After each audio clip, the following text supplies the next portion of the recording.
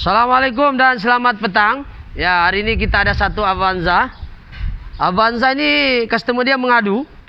Dia datang sini mengadu ada bunyi ketukan ataupun bunyi yang tidak sedap ketika pemanduan. Dan bila kita test drive tadi, saya sudah nyatakan dengan customer bahwa dia lebih kepada suspension dia. Suspension ini mungkin boleh pakai exhaust, stabilizer link, stabilizer bar, babus, mungkin juga ball joint low arm, mungkin juga mounting absorber. Ini berkaitan semua. So setelah kita cek, kita mau bahas ada tiga perkara hari ini. Sebenarnya dia datang sini bunyi-bunyi saja. Jadi tapi oleh karena kita ternampak dan sebelum masalah itu lagi besar datang, so kita inform dengan customer dan customer bersetuju. Oke, yang pertama kita mau bahas berkaitan dengan main pulley dulu. Oke, sekarang di depan saya ini ada satu main pulley. Ya, ini kereta Avanza ya, ini main pulley. Kalau kita nampak main pulley ini, apa masalah ini main pulley? Coba fokus pergi sini. Nampak getah ini terbakar? Getah ini terbakar, betul. So sekarang ini dialah, ini nampak getah nih. Ini getah ini kalau sudah terbakar begini kembang, menunjukkan bahwa satu dia nak expired, yang kedua dia akan mengalami masalah putaran rotation yang tidak sekata. Ini bersambung dengan crankshaft engine. Ini bayangkan engine. Ini besi. Coba ambil Oke, ini besi. Saya ketok Ini besi, ini besi. Ini getah. Ini besi. Luar ni besi. Besi, getah, besi. Masalah sekarang ini bila getah ni sudah haus, bila sudah ini getah ni haus, main pulley ini berpusing tidak sekata. Umpamanya ini sudah sampai 1 kilometer jalan, yang ini baru setengah kilometer. So, apakah efek sekiranya main pulley ini tidak kita tukar? Main pulley yang bagus dia rata ya. Pertama efek dia charging tak akan masuk dengan full. Water pump mungkin tidak berapa rotation putaran, tidak sekata. Power steering pun mungkin tidak berapa bagus. Sebab benda ini dia satu belting, one way belting, dia satu belting saja. So bila getah ini haus, besi di dalam ini berpusing ikut engine, besi di luar ini tidak sekata. So kita maklumkan dengan customer untuk kita ganti nih benda nih.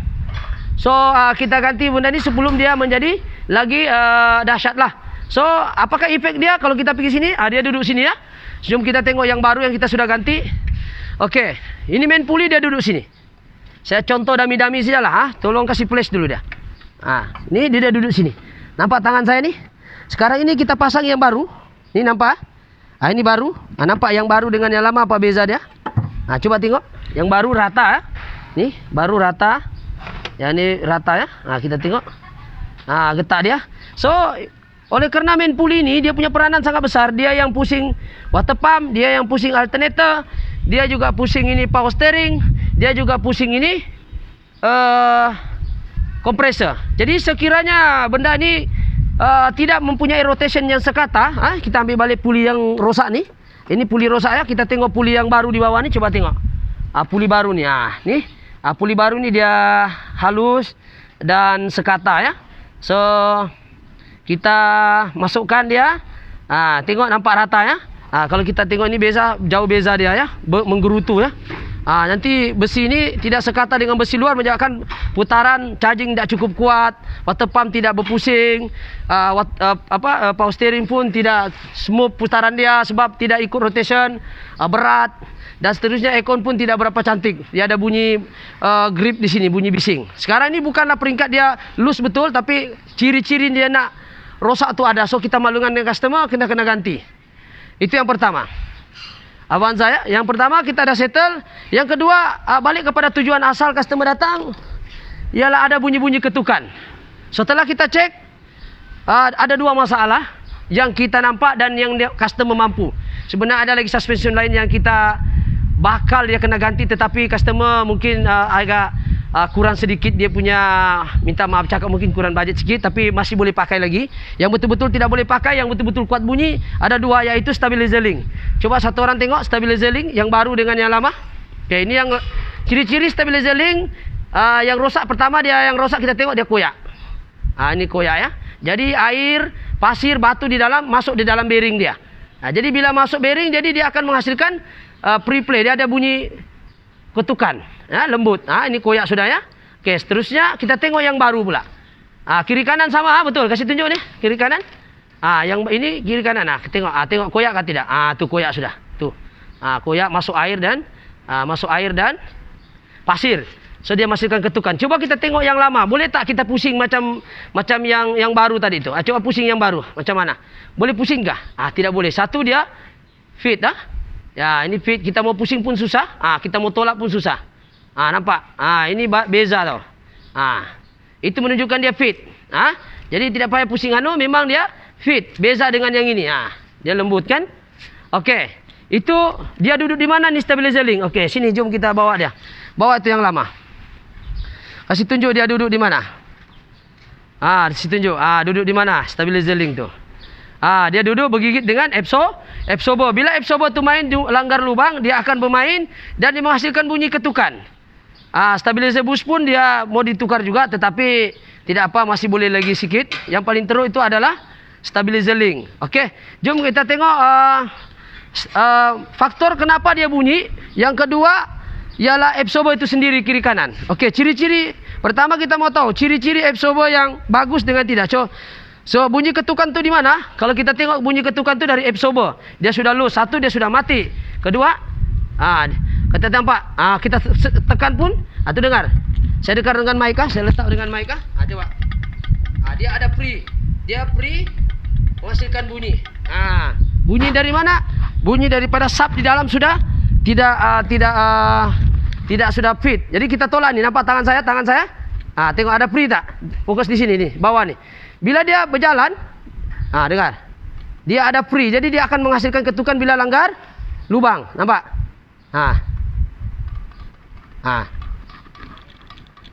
Saya dekat mic itu yang satu. Kedua, kalau kita tekan dia lembut.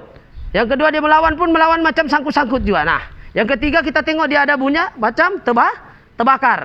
Nampak ni, diterbakar ni. Nampak dia. Kalau nampak saya dapat cahaya ton dia terbakar. Nampak ya? Okey, ini sebelah satu lagi yang kita tengok sebelah pun ada masalah juga. Sama juga.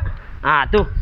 Dia lambat naik satu, kedua dia lembut saja kita tekan tu. Yang ketiga, kita nampak dia terbakar. Terbakar. Nanti kita tengok kita kena tarik lah dia kalau dia mau laju. Tarik. Kita tengok ada terbakar tak? Terbakar dia punya sub. Nih, nampak ni. Sebelah sini boleh nampak terbakar ni. Ini bekas terbakar, dan walaupun dia tidak ada ketukan free macam sebelah kanan, tetapi dia sudah hilang daya suspension dia untuk menyerap hentakan. Dia tidak ada. Okey, kita tengok yang baru pula. Ini baru sebelah kanan kiri saya. Coba yang baru tes apa beza dia. Kiri kanan tes. Nak tekan pun setengah mati ya. Mau tekan pun setengah mati. Dia naik pun laju. Yang ketiga, dia tidak ada free ya. Tiada free. Tiada free. Dia fit. Tiada fit. Dia tiada luas, sudah lubang sini. Ini fit. Tengok yang baru pun sama juga sebelah kiri kanan ni. Kita tekan.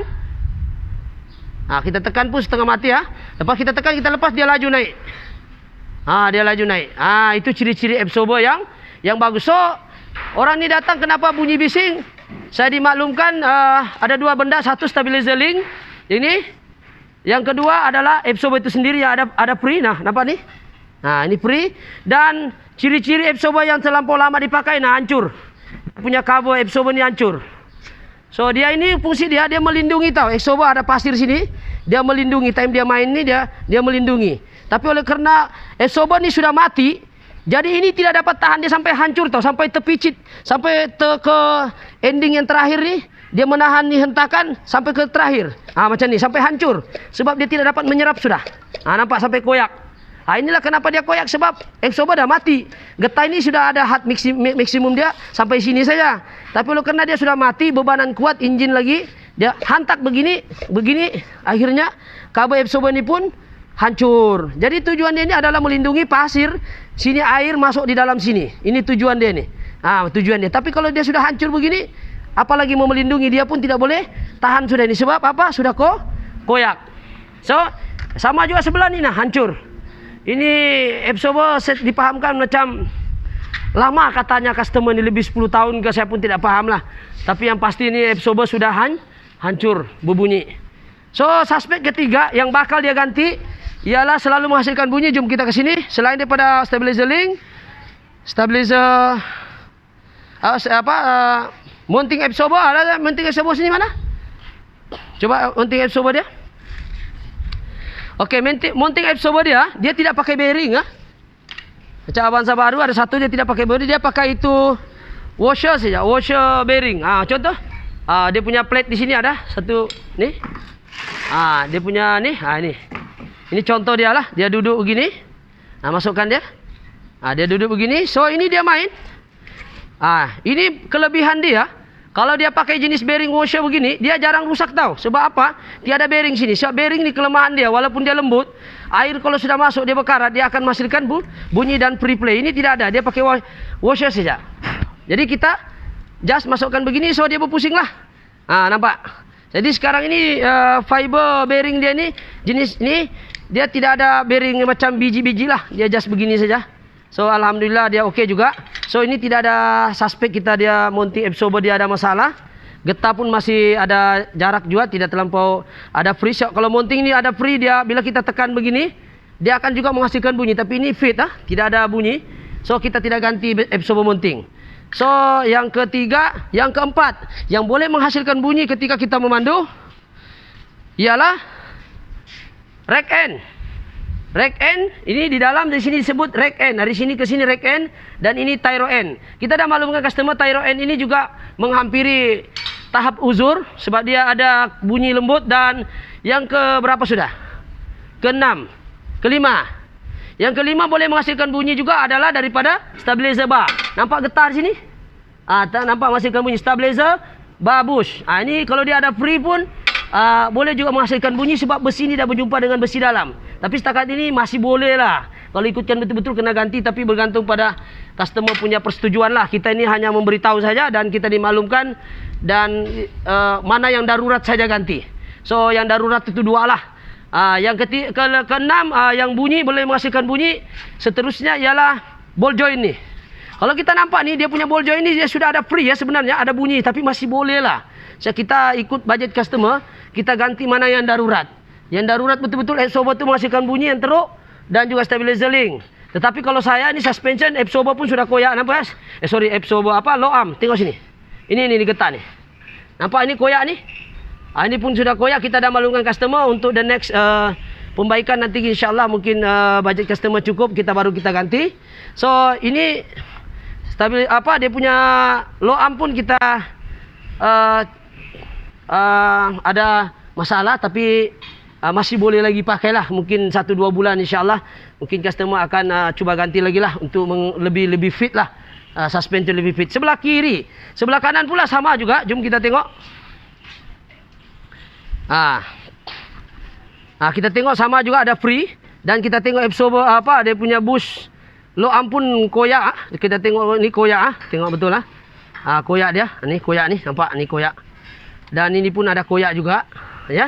Dan ball jointnya pun longgar sudah, dengan juga rack end ni, tyro end tyro end pun sudah macam mana mau cakap pun sama juga ada masalah sudah. So kita berkongsi saja info agar kita lebih alert tentang kenderaan kita, penjagaan kenderaan kita. So ada 7 perkara yang kita berkait rapat dengan suspension bagian depan ya. Yang pertama tadi saya sudah terangkan, yaitu daripada stabilizer link, absorber, mounting absorber, stabilizer bar bush, tyro end, ball joint ataupun low arm.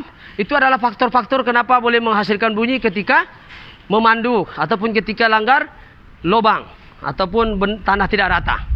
So itu saja perkongsian pada hari ini. Ada banyak faktor lain lagi yang mungkin menyumbat, tetapi inilah faktor utama kenapa menghasilkan bunyi. So itu sahaja perkongsian pada hari ini. InsyaAllah sekiranya maklumat atau info ini memberi manfaat, ataupun mungkin juga anda menggunakan Avanza, so kita tidak perlu risau. Kita cek saja kenderaan itu mengikut nasihat pomen yang kita boleh percayai, dan kita tukar dengan barang yang lebih berkualiti, ataupun kalau tidak mampu yang ori, kita ambil yang tengah-tengah lah. Sebab kereta ini melibatkan nyawa ketika memandu. Sekiranya kita menggunakan brand yang tidak bagus ataupun yang tidak berkualiti, boleh mengakibatkan nyawa kita dalam bahaya, terutama bahagian Loam. Sini coba saya tunjuk. Loam ini jangan pakai brand yang tidak bagus. Sangat-sangat bahaya. Sebab Loam ini Loam, ini Loam, ini ball joint. Ball joint ini kalau pakai brand yang tidak bagus, tayar boleh terlepas. Bila tayar sudah terlepas, kita mungkin boleh kemalangan. Jadi nasihat saya, pakailah brand yang kalau bukan ori pun brand yang bagus lah. Jadi sebab ini kendaraan kita bawa ke hulu ke hilir, kita tidak tahu keadaan jalan macam mana, dan kita pakai brand yang tidak bagus, mungkin boleh menyebabkan kita dalam bahaya. So itu sahaja 8 perkongsian atau 7 perkongsian, saya tak ingat berapa biji perkongsian hari ini. Cuma apa nasihat saya, sekiranya ada bunyi sesuatu yang tidak luar biasa daripada yang kita selalu dengar ketika memandu, bawalah ke bengkel yang berdekatan dan boleh dipercayai, dan minta nasihat dia yang mana yang kita boleh ganti dahulu untuk lebih selamat dalam pemanduan. Okey, itu sahaja perkongsian insyaAllah. Sekiranya video ini memberi manfaat, ya, boleh subscribe. Kalau rasa suka, boleh like, ataupun share, ataupun komen. Mana tahu anda juga menggunakan Avanza di luar, ataupun mana tahu anda menghadapi masalah yang lebih kurang sama. Jadi bolehlah komen-komen di bawah, ataupun mungkin ada di luar sana yang pomen-pomen yang lebih hebat, boleh komen di bawah teknik-teknik mengenai pasti bunyi-bunyi yang ada dalam kendaraan, terutama di bahagian hadapan ketika pemanduan. So itu saja, sekian, terima kasih. Assalamualaikum.